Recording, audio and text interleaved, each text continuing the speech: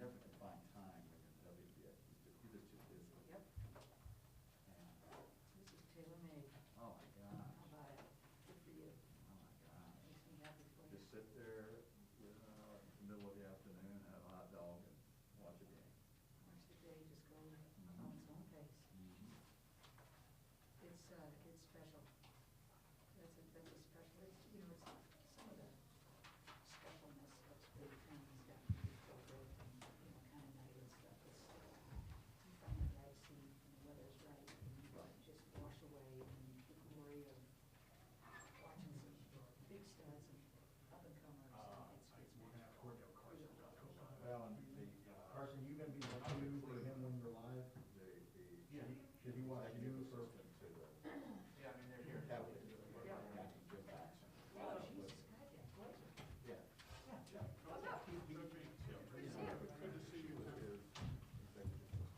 Wow, I get the middle. The thorn between two roses. Wow. They're gonna cue me when they're ready to Okay. start. Hey, coach.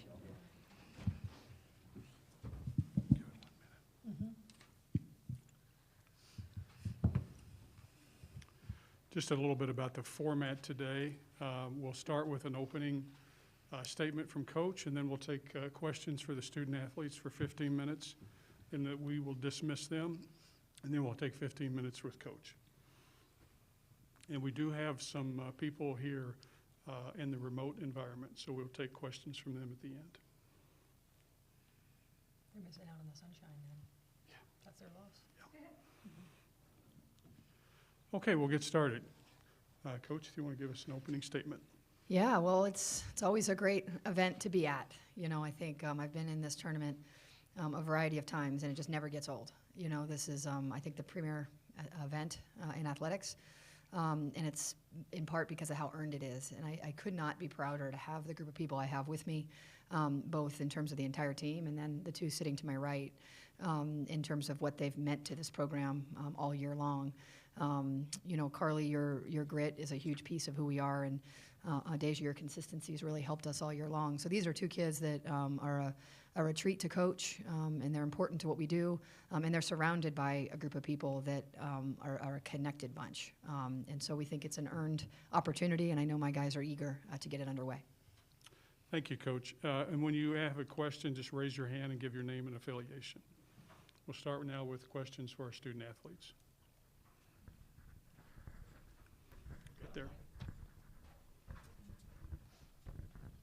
Good morning. Ann Schatz with ESPN. Some issues getting here. Can you help all of us understand how much you love adrenaline and how a quick nap makes everything okay? But seriously, it was tough getting here. Describe the journey, and if you've got your sea legs underneath you, both of you, please. Well, it was a pretty long journey getting here, it was fine. You know, we got some food. We were kind of just chilling at the airport, just waiting to leave. But I think we got our legs back a little bit. What do you think, Car? Yeah, I honestly think it probably helped us adjust the time change a little faster because we were exhausted when we got here, so it really helped me fall asleep. So, and I mean, nothing wakes you up quite like the Arizona sun, so that also helped, I think. And just the feeling of being here but not settling. Understanding there's work to be done, understanding how special this is, and yet there's work to be done. If you both could talk about that a little bit. Yeah, I think it's really special being here. We're all really excited. This is a great opportunity for us, but not worrying about any of the other stuff that's going on. You know, we're just worried about getting on the court, getting our shots up, just mentally preparing and locking in for what we got to do tomorrow. Yeah, I just think it's a blessing to be playing basketball in March, so it's something we don't take lightly. And I've been lucky enough to this is my third NCAA tournament now, and I haven't made it out of the first round. And so I'm definitely coming in here hungry and trying to pass that hungriness along to the team. Next question.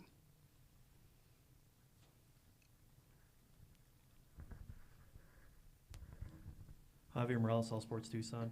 Carly, your father is an Arizona graduate, so is he a U of A fan, or how was that growing up with him being a U of A graduate? Yeah, as a kid, I've actually been to a lot of Arizona football games. I was born in Arizona, but I think I know where his loyalty lies for this weekend. But he has been a Wildcat fan, but not this weekend. Does he still live in Iowa? Yeah, my family's in Iowa still, but I do have a bunch of relatives who live in Arizona who will be able to make the game. Any thought about coming here? Hi, PJ Brown from the Arizona Daily Star. This is for Deja. You know, I noticed this week that you signed another NIL deal with Dre Beats. And I was just wondering, how have you sort of separated the business side to your basketball all season, and especially now going into the most important time of the year? Yeah, from start, when the NIL thing came out, I knew that basketball was always going to come first. You know, this was just something on the side, something extra, and I was never going to let it intertwine. And you know, my agency has done a really good job of helping me not let it distract me at all. And I think just me focusing on what I got to do every day on the court, it hasn't really affected me at all. So.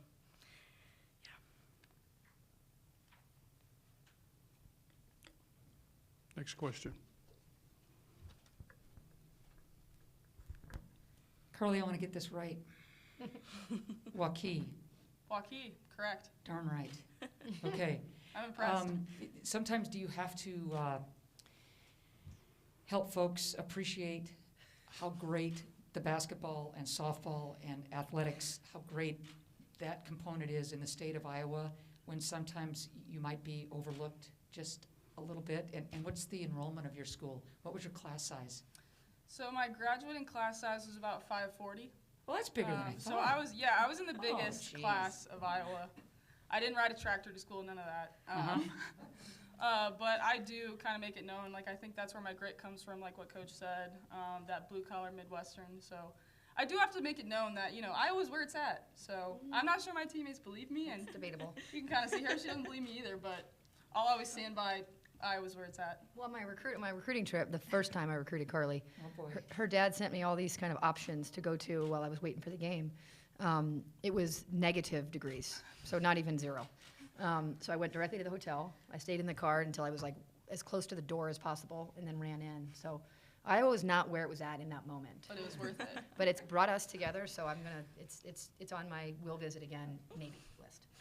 Do you find that, is there a chip on the shoulder in terms of you having to prove yourself, or is it more just, I'll quietly help you understand what I'm all about? I think it's a little bit of both for sure. It kind of depends on the day too. Like, sometimes I'll have a chip if I feel like a chip is needed, but otherwise I kind of like to just go about quietly and kind of show them with actions. What would be the chip that's needed? Give us an example. Example. Yeah. Chip that's needed. Something that's really made you cranky. We're not quiet, remember? Yeah. I guess just hearing Iowa, just like Iowa disrespect, or I'm hearing like our team is young. I wouldn't say that's disrespect, but just hearing doubt, I think, is when it's needed. And so kind of bringing everybody along, being like, no, like, we're here for a reason. We're full of hard workers. And so I think that's the time when it's needed. Did the pig wrestling help your reputation, or did folks just think, oh my God, what a hayseed? Also a little bit of both, but Okay. I think I always tell people it definitely helped my defense, because think about the footwork required to stay after a pig. You got to be diving on the floor for that pig. I think there's a lot of similarities and crossover between the two. Who won that battle? So my team didn't win that competition, but I think we got the best of the pig. I don't know what to make of that, Carly. I'd love to try again now that I'm older and wiser. I can't. Any basketball questions? Sure. What becomes critical in this round one, as you have a short turnaround for scouting? What becomes critical in what you've seen on film, on tape, and then getting to practice and work on your things, but also work on what they do so well, because here it comes. Both of you, Asia? I think us just staying locked into what we do best, what we've done best all year. I think just staying focused on that is really important because, like you said, it's a real short turnaround. But I think the more we focus on us, I think that will be beneficial. Yeah, I would kind of echo that and just say taking one possession at a time, staying in the moment, staying locked in. If we mess up one possession, not let that lead to 2 or 3 possessions.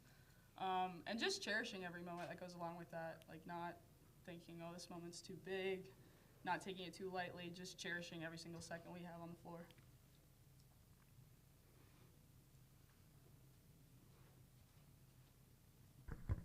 Can you guys talk about having the same starting lineup the whole season? That's a rarity. What's that like for you guys? I would say just, it's the same 5 that we've just built that chemistry, and it's the whole team. Like, it's all 14 of us. But I think just that first 5, Coach Banghart obviously did a good job of picking the first 5 to throw the first punch. And I think we've been pretty consistent with that all season, so I switch it up. And then obviously having Eva, she's like also a starter basically, so yeah. Yeah, I just think it's let us get some nice consistency and kind of helped us all find our roles quickly because you kind of know what's expected of you in the first 5 minutes, what's expected of you when you come in off the bench, and I just think the consistency is a big factor.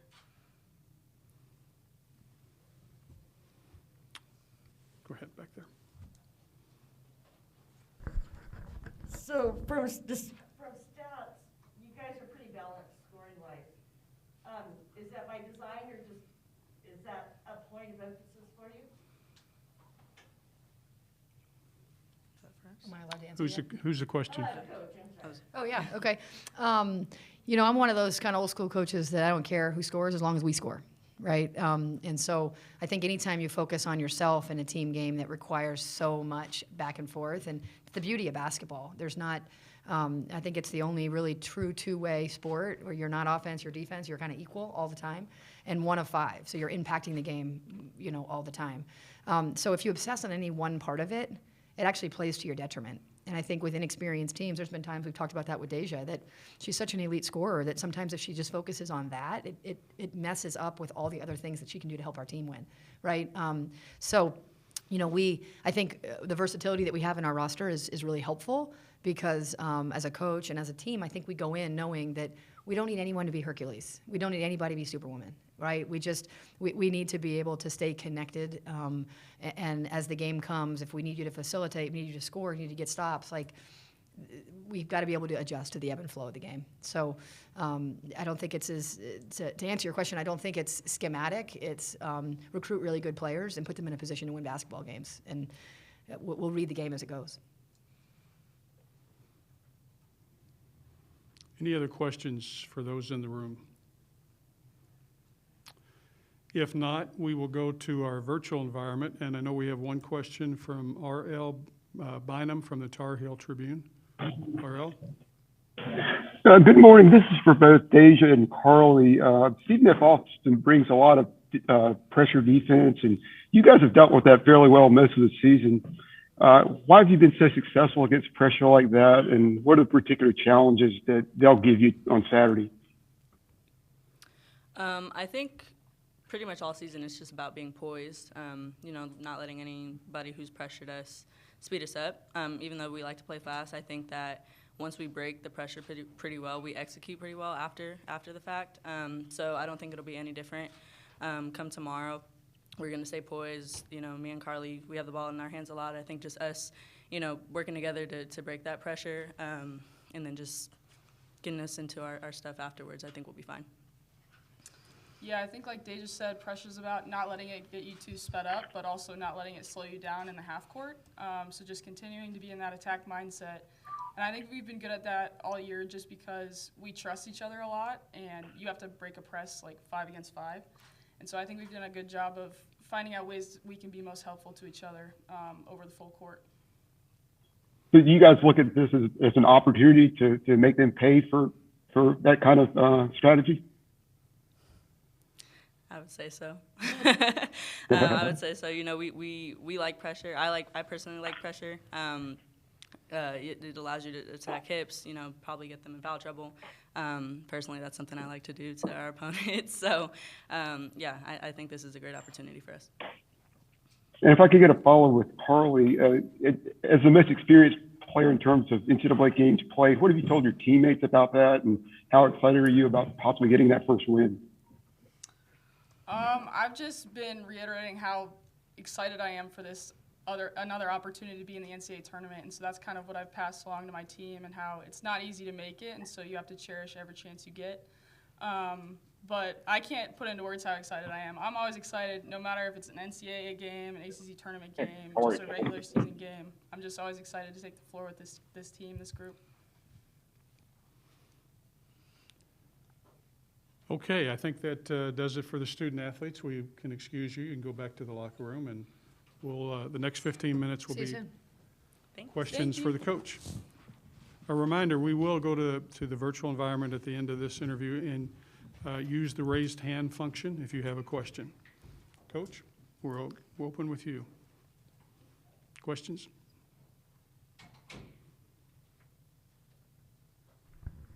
Coach, do you have any background coming this far west? And do you know Adia Barnes personally, anything like that? My 12 years at Princeton, we did a lot in the LA area. You know, you basically LA, Chicago, Atlanta, some of the major cities. So I've got a lot of familiarity coming out here.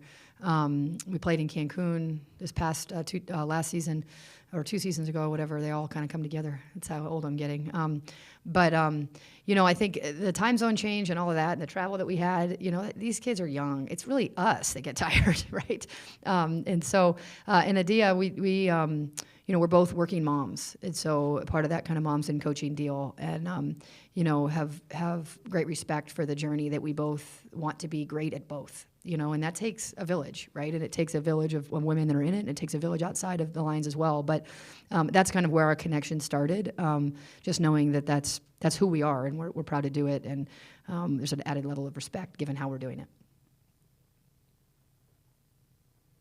Yeah? To follow up on that, last year when, you know, Adia was, quote unquote, brave and bold enough to talk about nursing, you know, she had just had her second child in nursing, and coming out saying to Holly Rowe, hey, you know, I had business to take care of before coming out on the court. How much did that resonate with you?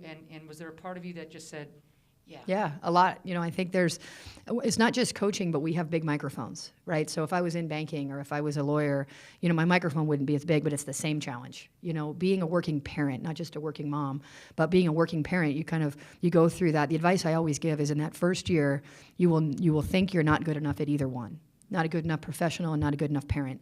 And that's totally normal. And then what you end up learning is that you're exactly where you're supposed to be, right? I remember when we were that 30-0 year in 2015, I called Craig Robinson. I was coaching his daughter, Leslie, and he was the coach at the time at Oregon State. And I said, so I got a challenge on my hands. I have twins, you know, and they're 5 months old.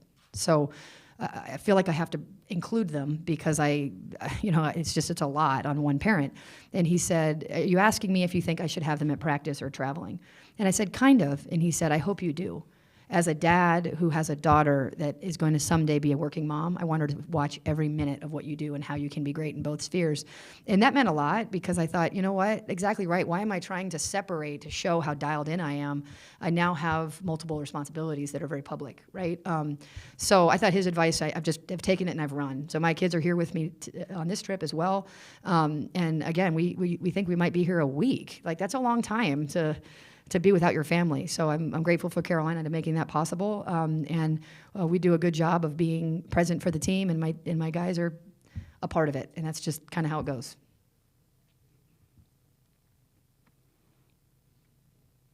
What concerns you most about SFA? You know, I think, first of all, it's a team that, you know, I'm usually I've been the mid-major coach that comes and you finally get a chance to play against the Power Five. No one will play you in the non-conference.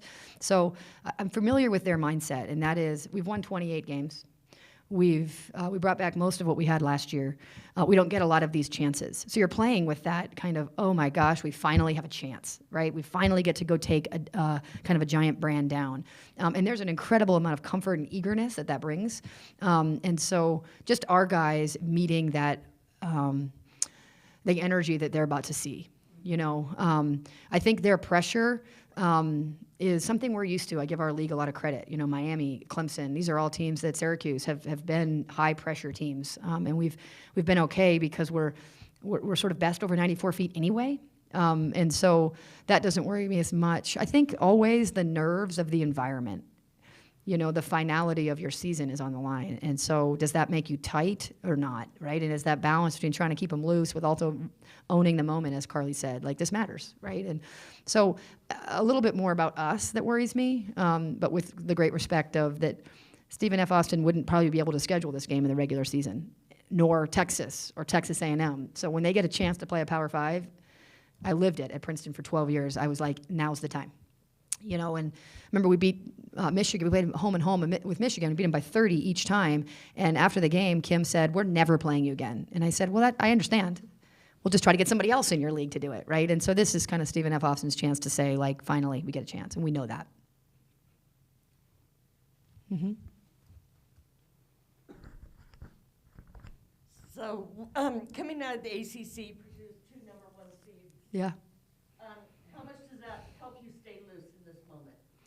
Yeah, I mean, again, coming from Princeton, where maybe you didn't have in your league as much competition, then you get met by the NCAA tournament, and it's like, whoa, right? I feel very different that we played NC State, Virginia Tech very recently, obviously Louisville very recently. Our whole league is so good, and so I feel gratitude to the ACC season because they've prepared this team for whether it's pressure, size, physicality, speed, shot making, guard play, et cetera. Very different than how I felt coming into this tournament when I was coming in from Princeton. So, I think our kids should feel comfortable in that they've had to play, even though we weren't successful against Virginia Tech and didn't play very well in that particular game. That's a really good team, arguably a top 15. I think they should be hosting, or us, or Notre Dame. One of the three of us should have been hosting, right? So those are all teams we've played and we're comfortable with. So that's a huge help. And I know that, just like it's a huge help for Stephen F. Austin that they were in this environment last year with the same roster. So we don't have that experience, but we have a huge help in that the teams we've played, the margin of error has been so small. Right? The teams that maybe SFA has played over the last 10 games, the margin of error might have been a little bit bigger. That's how it felt to me when I was coming from Princeton. So all of a sudden the possessions mattered more, and it was like, whoa, So yeah, I think I have a lot of gratitude to the ACC as a conference for preparing us in that way. Mm-hmm. The question about the same starters. Would love your perspective on that in terms of cohesiveness and continuity and that kind of thing. Yeah, I think people operate well with clarity, right? And so when you know what's expected of you, there's an element of that's all you're trying to reach, as opposed to the sometimes you lack clarity that can make people a bad version of themselves, right? So there's incredible clarity in this group with what we need from them and what we need off the bench. Also, I give them a lot of credit. I basically told them at the start of the year, you cannot get COVID. Like, it can't happen. So whatever that means to you, that's what happens, So if you can have 0 friends while you're here, or you have to live with a bubble, I don't really care. No COVID. And so they've done a really good job staying away from that as best they could as well. But yeah, I feel like there's a comfort of sometimes you can get complacent. I give with the consistency. That's a very natural thing. But these guys are uber competitive. Uber. I mean, we're doing this bracket challenge just as a team and a staff, and day 1 just came out, and we're already how am I not first? Everybody, right? So I think the complacency that sometimes can happen with consistency is taken care of through competitiveness. So we get to really enjoy the clarity instead. And the roles are clearly defined. Is that another component? Yeah, I mean, I think so. I think there's the connectedness. I think is almost more so than their roles. Like it's not. Oh wait, sometimes we switch that. With Dan, I switched that. With Amy, I don't. It's like no, we this is how we do it with everybody, right? And so yeah, there's a connectedness defensively of things they've seen together as a fivesome. And Eva really having a kid like Eva, I think she's underappreciated, not in our locker room. And the reason I say that is because she'd be starting at most teams. She was basically the CAA Player of the Year. We're from a very small town in New Hampshire, so that's kind of a different story. But, for her to be able to come off the bench and go in at any spot and be whatever we need, ball handler, scorer, facilitator, defender, a really good team has that. A 6th man that can be anything and doesn't need to be warmed up. can play against a team already warm. So she's just been kind of that huge piece as well to what we do. We didn't have her in the Notre Dame game, and I do think it cost us the game because of COVID. She broke the rules and got COVID. But yeah, I think the consistency even for her of what she needs it to be for us. It's not like sometimes she plays 10 and sometimes she plays 28. That lack of clarity can be hard for this age group. Very clear. We need you to be ready for 25 every night.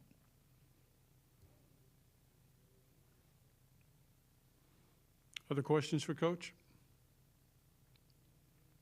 Okay, we will go to the virtual environment and take another question from R.L. Bynum. What's up, RL?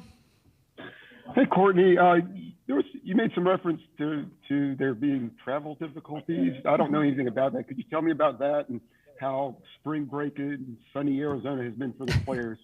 Yeah, you know, we went, we were supposed to leave. We were at the airport at, gosh, all the days come together for me. We were at the airport, I think, at about 4:30 for a 5:30 flight.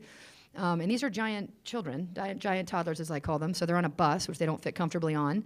And then 2 hours in, so at like 6:30, our director of ops called the NCAA and was like, "What is happening? You told us you were kind of cleaning the plane." There was a windshield wiper issue, which I was willing to fly without a windshield wiper, but apparently it had to do with the motor, and who knows. So we went and got them a bite to eat instead. So we got everyone back we got everybody off their feet. Out of the bus. And then we came back, and then there was just, because they had sent a different plane, there was an additional delay. So we didn't get here until probably about 1 a.m. this time. Is that about right? Which is 4 a.m. our time that we're comfortable with. So thank God we were able to leave Wednesday and not Thursday. I'd be highly stressed if that was the case. But the gratitude and ease at which this group traveled with was not surprising, but was welcomed. But yeah, it was a long trip for especially the adults. And then the spring break in Arizona, have they been able to enjoy that? Yeah, I don't really care about how they feel about spring break in Arizona. I think our cheerleaders and band are having a good time, so I envision. But we got here Wednesday night, like I said, or Thursday morning, however you dictate that. Yesterday, we wanted them to move around a little bit, so we got some shots up here at Arizona. And then, they watched some of the men's. We watched our men play, and then they went to some mall for a little bit. But yeah, these are hoopers. I don't think they're that interested in. They haven't asked where the pool is, or that's just not how they roll. They're here to play basketball. And then any concern about rustiness, given that it's been so long since you played last? Do you think they're in a good rhythm coming into the game? You and I will find out together, I think. But no, I think there's a team that plays with so much pressure doesn't let you kind of sink your teeth into the game in a good way. So we've got to kind of meet it head on. I think we've been on the court a bunch, but the timing and rhythm that a game requires, we might have to adjust a little bit to that, over in the first few minutes of the game. But it's a 40-minute game, and we just got to make sure that at the end of that 40 minutes, it's in our favor. Thank you. You got it. Got time for just a couple more follow-up questions in the room, if anybody has any. If not, Coach, we appreciate it. Of course. Thank you. Congratulations on being here, and good luck tomorrow. All right, I appreciate it. Thanks, guys. I've got, let me also mention that a recording of the press conference will be available in the NCAA Digital Media Hub at www.ncaa.veritone.com. And transcripts are provided by ASAP and will be posted shortly. Thanks, everyone. Our next press conference is Arizona at 12:25.